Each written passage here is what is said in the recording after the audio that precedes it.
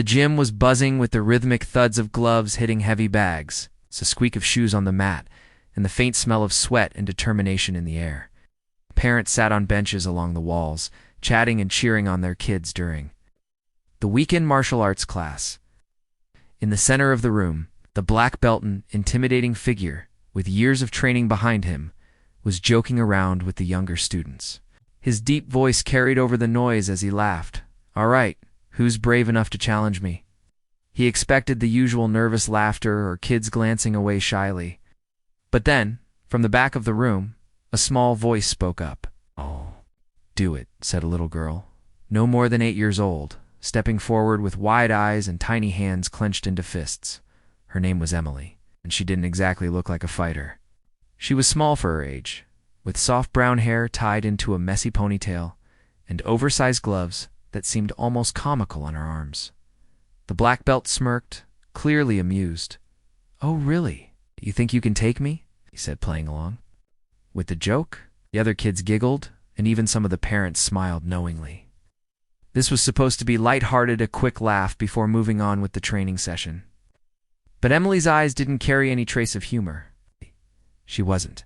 Smiling, her father, sitting quietly in the corner, looked up sharply. He knew this wasn't a joke for her. For weeks, Emily had been coming to class with an unusual determination. She wasn't here just to pass time or make friends. She was here for something deeper, something personal. 2 months earlier, Emily's mother had passed away after a long illness. The little girl had watched her family fall apart, her father struggling to hold himself together. One day she overheard him telling a friend, "I don't know how to make her feel strong again." That same day, Emily told him she wanted to learn martial arts. She said, "If I can be strong on the outside, maybe I can feel strong on the inside too." The black belt, still thinking it was all in good fun, motioned for her to come to the center. "All right, Emily, let's see what you've got. No holding back." The crowd laughed softly, expecting a clumsy attempt and a quick surrender. But Emily's father sat forward, his hands tightening around his knees. He'd seen her practice at home, in the backyard, repeating moves over and over until her small body trembled with exhaustion. She didn't just want to be good, she wanted to be unstoppable. They bowed to each other. The moment the sparring began, Emily moved with surprising precision. Her footwork was light and quick, circling, watching every movement of her opponent. The black belt tested her with a light jab, expecting her to flinch, but instead she dodged and countered with a quick tap to his side. There was a collective "oh" from the audience. His smile faded slightly. "Not bad," he said, adjusting his stance. Then came the first real challenge.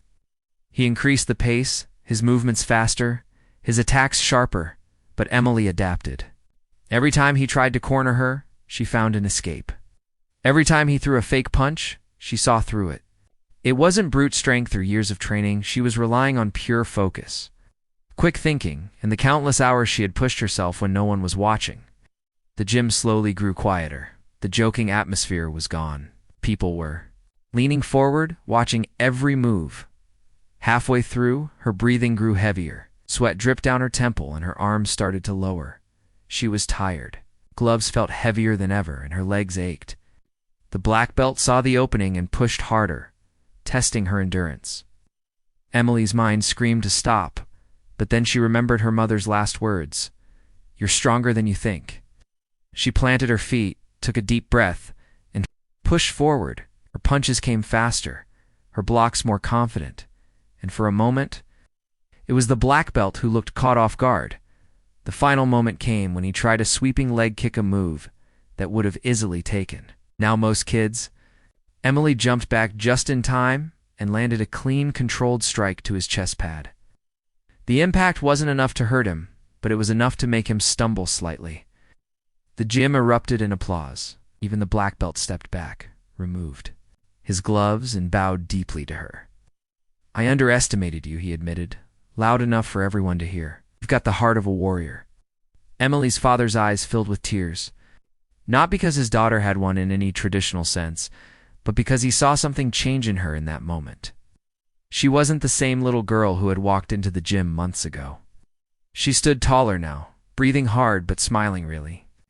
Smiling, for the first time in a long while, the black belt turned to the crowd and said, "Let this be a lesson. Strength isn't about size or age or even years of training. It's about refusing to give up, no matter who's in front of you." The parents nodded, the kids looked inspired, and the entire gym seemed to share a rare moment of respect after class. As Emily and her father walked to the car, he knelt down beside her. "Your mom would be so proud," he whispered. Emily looked up at him and replied, "I'm proud too, Dad." And for the first time in months, he believed they were both going to be okay. The story of Emily spread around the gym, told again and again, not because she had beaten a black belt, but because she had faced something that seemed impossible and refused to back down. And in doing so, she reminded everyone there that the greatest victories often happen inside our hearts, long before anyone else can see them.